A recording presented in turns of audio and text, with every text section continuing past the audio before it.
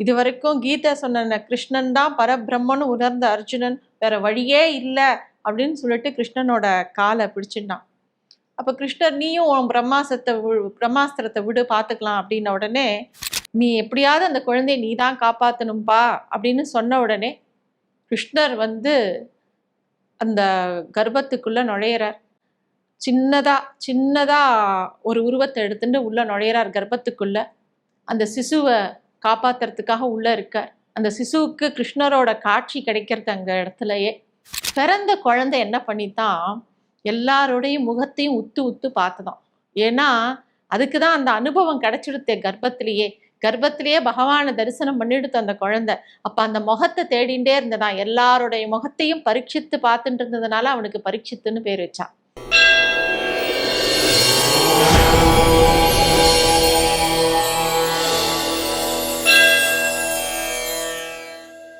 தெய்வத்தமிழ் TV நேயர்களுக்கு அன்பான வணக்கம். பாகவத மகாத்மியும் பாகவத கதைகளும் நம்ம பார்த்துன்னு வரோம். இந்த பாகவத கதைகள் அப்படின்னு சொல்லும்போது நம்ம சொன்னோம் இல்லையா, எங்கேருந்து இந்த பாகவதம் ஆரம்பிச்சுது அப்படிங்கிறதெல்லாம் பார்த்துட்டே வந்தோம். இப்படிப்பட்ட பாகவதத்தை வியாசர் மூலமாக சுகபிரம்ம ரிஷிக்கு சுகபிரம்ம ரிஷி சரியான ஒருத்தருக்கு கொடுக்கணும் அப்படின்னு காத்துன்னு இருக்கார். அவர் யாருக்கு கொடுத்தார் அப்படின்னு பார்க்கும்போது பரீட்சித்துக்கு கொடுத்தார். இந்த பரீட்சித்து யாரு அப்படின்னு பார்க்கும்போது, மகாபாரத போர் முடிஞ்சு பாண்டவர்கள் கௌரவர்களுக்கு பேரிழப்பு, அந்த கதையெல்லாம் நம்ம எல்லாருக்கும் தெரியும். அப்போ அஸ்வத்தாமன் என்ன பண்ணினா, துரியோதனனுக்கு நல்லது பண்றதா நினைச்சு பிரம்மாஸ்திரத்தை ஏவினான். அது மூலமா என்ன ஆச்சு, பாண்டவர்களுடைய திரௌபதிக்கு பிறந்த 5 புத்திரர்களும் மரித்து போனான். அது தெரிஞ்ச உடனே திரௌபதி அலறினான். பாண்டவர்களுக்கும் என்ன பண்றதுனே தெரியல. அர்ஜுனன் தவிச்சான். நேரா கிருஷ்ணன்ட்ட போனான். கிருஷ்ணா, நான் என்ன பண்ணுவேன், அவன் இப்படி பண்ணிட்டானே, இந்த பிரம்மாஸ்திரத்தை ஏதுட்டானே, நான் என்ன பண்ணுவேன் அப்படின்னு சொல்லி கிருஷ்ணனோட காலை பிடிச்சுட்டான். இது வரைக்கும் தோழனா இருந்த கிருஷ்ணன், இது வரைக்கும் கீதை சொன்ன கிருஷ்ணன் தான் பரபிரம்மன்னு உணர்ந்த அர்ஜுனன் வேற வழியே இல்லை அப்படின்னு சொல்லிட்டு கிருஷ்ணனோட காலை பிடிச்சுட்டான். அப்ப கிருஷ்ணர் நீயும் உன் பிரம்மாஸ்திரத்தை விடு பார்த்துக்கலாம் அப்படின்ன உடனே அர்ஜுனன் அந்த பிரம்மாஸ்திரத்தை விடுறான். அர்ஜுனன் பிரம்மாஸ்திரத்தை எய்தின உடனே அஸ்வத்தாமனுக்கு பயம் வருது. அஸ்வத்தாமன் கட்டுண்டான். உடனே அர்ஜுனன் அந்த பிரம்மாஸ்திரத்தை திரும்ப பெற்றுக்க சொன்னார் கிருஷ்ணர். அவன் திரும்ப பெற்றுட்டான். அஸ்வத்தாமனை சிறைப்படுத்தி நேரா கொண்டு திரௌபதியோட காலடியில கடத்தினான். திரௌபதி அவனை பார்க்குறான். இவனை வெட்டி கொல்லட்டுமா சொல்லு அப்படின்னு சொல்லும்போது திரௌபதி ஐயோ அந்த மகா பாவத்தை பண்ணிடாதீங்கோ, அவனை விடுவிச்சுடுங்கோ அப்படின்னு சொல்ற. எல்லாருக்கும் ஆச்சரியமா இருக்கு. இன்னும் திரௌபதிக்கு கோபமே இல்லையா, அவனுடைய புத்திரர்கள் எல்லாத்தையும் அழிச்சிருக்கான், அப்படிப்பட்டவனை போய் விடுவிக்க சொல்றாளே அப்படின்னு தர்மர் முதற்கண்டு ஆச்சரியமா திரௌபதியை பார்க்கறாராம். இப்ப திரௌபதி சொல்றா, இவர் என்னதான் இருந்தாலும் உங்களுடைய குருவான துரோணாச்சாரியரோட மகன், அவருடைய குணங்கள் இவனுக்குள்ளேயும் இருக்கும் இல்லையா, அந்த துரோணரை நினைக்கும் போது உங்களுக்கு எப்பேற்பட்ட பக்தி இருக்கு. துரோணாச்சாரியார் இவருக்கு கூட கற்றுக் கொடுக்காத எவ்வளவோ விஷயங்களை உங்களுக்கு கற்றுக் கொடுத்துருக்கார் அப்படிங்கிறது உங்களுக்கு ஞாபகம் இல்லையா? அப்படி இருக்கிறச்ச அவருக்கு ரொம்ப பிரியமான அஸ்வத்தாமனை நீங்கள் கொல்லலாமா? அவனை கொல்ல வேண்டாம், விட்டுடுங்கோ அப்படின்னு சொல்றா திரௌபதி. அப்போதான் தர்மர் திரௌபதியோட கருணையை உணர்றாராம். அப்போ இருந்தாலும் இவாளுக்கு ஆத்திரம் தீரலை. அப்போ அவனை எப்படியாவது அவமானப்படுத்தணும்னு சொல்லிட்டு அஸ்வத்தாமனுடைய சிகையை கொஞ்சம் மழிச்சிட்டு அவன் நெத்தியில இருந்த அந்த மாணிக்கத்தை அவன்கிட்ட இருந்து பிரிச்சிடுறாங்க. இதுவே அவனுக்கு ஒரு பெரிய அவமானமா இருந்தது. இருந்தாலும் அவன் எய்தின பிரம்மாஸ்திரத்தை அவனால திரும்ப பெற்றுக்க முடியல.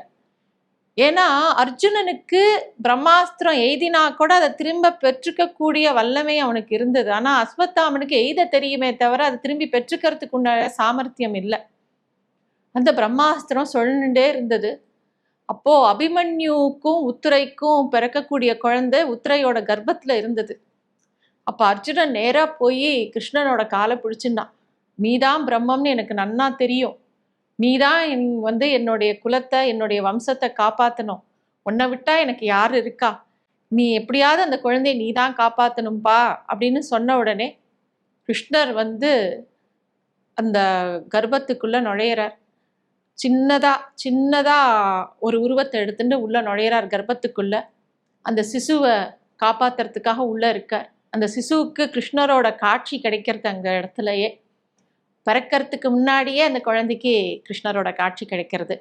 அந்த பிரம்மாஸ்திரமானது ஞான அக்னியான கிருஷ்ணனுக்கு முன்னாடி செயலிழந்து போறது. அதனால அந்த குழந்தை காப்பாற்றப்படுறது. அந்த குழந்தையும் ஒரு நல்ல சுபயோக சுபதினத்துல பிறக்கிறது. பிறந்த குழந்தை என்ன பண்ணித்தான், எல்லாருடைய முகத்தையும் உத்து உத்து பார்த்துதான். ஏன்னா அதுக்குதான் அந்த அனுபவம் கிடைச்சிடுத்தே கர்ப்பத்திலேயே பகவானை தரிசனம் பண்ணிடுத்து அந்த குழந்தை. அப்ப அந்த முகத்தை தேடிண்டே இருந்ததான். எல்லாருடைய முகத்தையும் பரீட்சித்து பார்த்துட்டு இருந்ததுனால அவனுக்கு பரீட்சித்துன்னு பேர் வச்சான். அப்பேற்பட்ட குழந்தை. அந்த குழந்தைக்கு எல்லா விதமான சகல விதமான சௌக்கியங்களும் கிடைக்கக்கூடிய அந்த நிலைமையில அவன் பிறக்கிறான். இதே நேரத்துல குந்தி தேவி வந்து பார்க்கறா கிருஷ்ணனை பார்த்த உடனே அவளுக்குள்ள துக்கம் பொங்கி வருது, அழுக வருது. கிருஷ்ணனை பார்த்து, கிருஷ்ணா வாசுதேவா, நீ எப்பேற்பட்டவன், நீ என்னுடைய சகோதரனோட மகனா நான் நினைக்கல. இத்தனை காலம் எப்படி இல்லாமோ உன் கூட பேசியிருக்கலாம், ஆனா நீ அதுதான் அந்த பிரம்மம், எப்பவுமே எங்களோடையே கூடவே இருக்க அப்படின்னு சொல்லி குந்தி ஸ்துதி ஆரம்பிக்கிறான். இந்த பாகவதத்துல இருக்கக்கூடிய அருமையான விஷயம் என்ன அப்படின்னா, ஒவ்வொரு இடத்துலையும் எப்படி பகவானை பிரார்த்தனை பண்ணணும் அப்படிங்கிற ஸ்துதிகள் பாகவதத்துல அங்கங்க இருக்கு. இதெல்லாம் நம்ம சொல்ல போறோம்.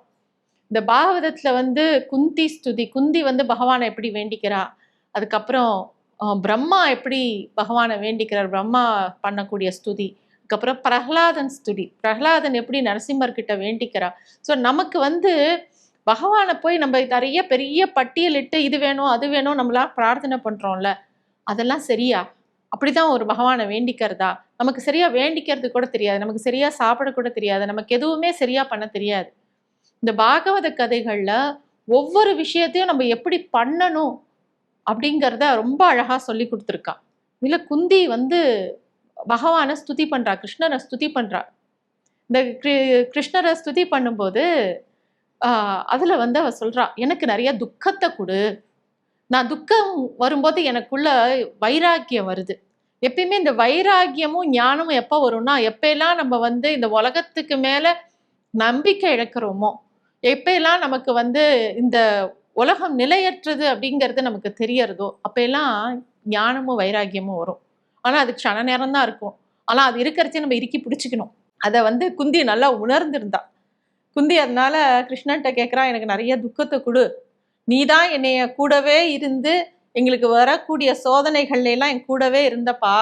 என் பசங்களுக்கு விஷம் வச்சு கொள்ளும் போதும் சரி, அரக்கு மாளிகையில இருந்து அவளை எரிச்சு கொல்றதுக்கு முயற்சி பண்ணும் போதும் சரி, அந்த சூதாட்டத்தும் போது திரௌபதிக்கு நீ வஸ்திரம் கொடுத்ததும் சரி, இந்த பாரத போர்ல நீ ஒரு என்னுடைய அர்ஜுனனுக்கு சாரதியா இருந்து அவனுக்கு வழிகாட்டும் போதும் சரி, எல்லா இடத்துலையும் எங்களோடய இருந்தியேப்பா.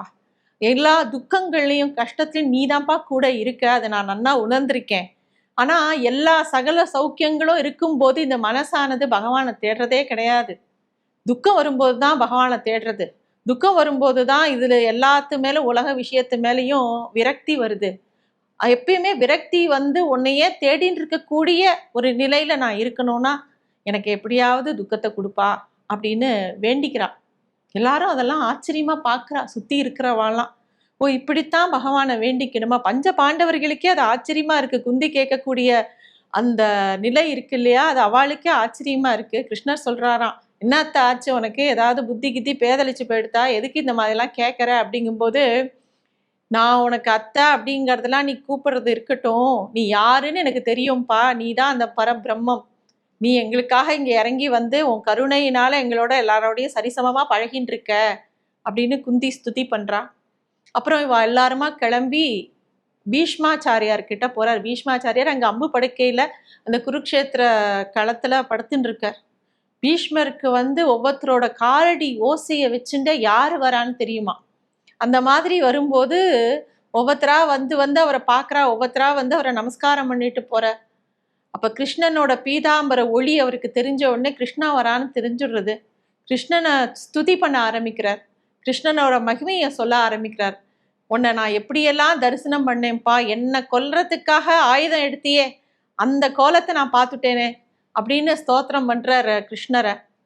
அப்போ கிருஷ்ணர் சொல்றார் பீஷ்மர் கிட்ட, தர்மரை கூப்பிட்டு சொல்றார், இங்க பாரு பிதாமகர் கிட்ட இந்த ராஜ்ய பரிபாலனை எப்படி பண்ணணும், அதுக்குண்டான தர்மம் என்னன்னு கேட்டுக்கோ அப்படின்னு அந்த பஞ்ச பாண்டவர்களுக்கு பீஷ்மர் மூலமா என்னெல்லாம் கிடைக்கணுமோ அதெல்லாம் சொல்றார். அத்தனையும் பீஷ்மர் சொல்றார். அதுக்கப்புறமா உத்தராயணத்துக்காக பீஷ்மர் காத்துட்டே இருக்கும்போது கிருஷ்ண அனுபவத்திலேயே தலைச்சிண்டு கிருஷ்ணனையே உள்ளுக்குள்ள நினைச்சுண்டு அந்த நாமத்தையே ஹரிநாமத்தையே சொல்லிட்டு இருக்கார். ஹரியே பார்த்துண்டு அவர் மோட்ச பதவியை அடையிறார்.